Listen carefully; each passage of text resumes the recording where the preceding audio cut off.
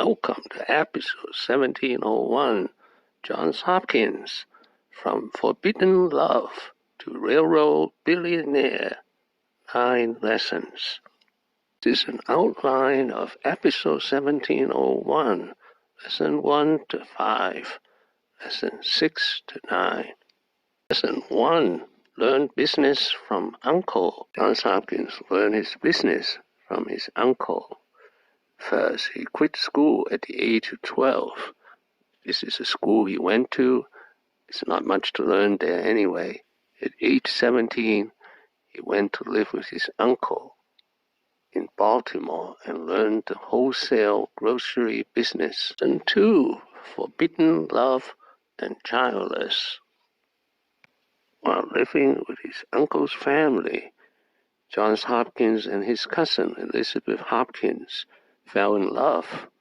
However, the Quaker taboo against the marriage of first cousins were especially strong, and neither Johns or Elizabeth ever married. That's why he's childless. Lesson 3, he made his first fortune in whiskey, and then he started his own business, which was grocery and whiskey.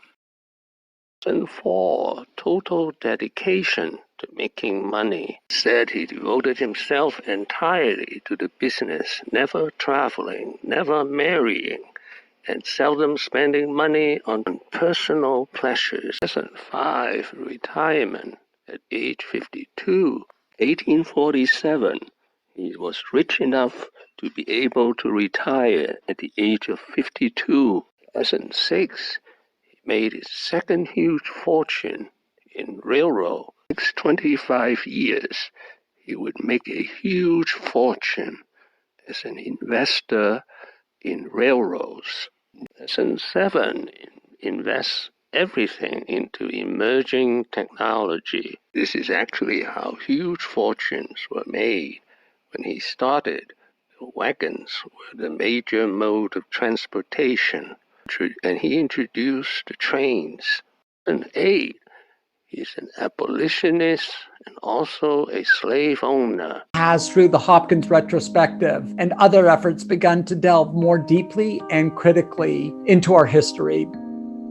This research guided us to a recent discovery of strong documentary evidence that shows that our founder, Johns Hopkins, the Baltimore philanthropist and merchant, was a slaveholder, and that his family had a more extensive relationship to slaveholding than we previously understood.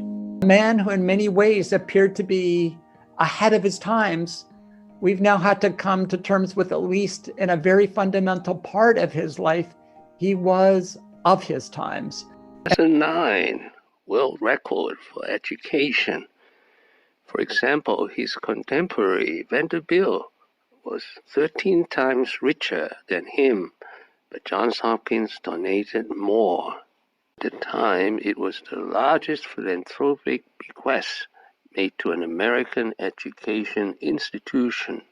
Thank you for watching. Please subscribe, leave your questions and comments below. Wishing everyone peace and prosperity.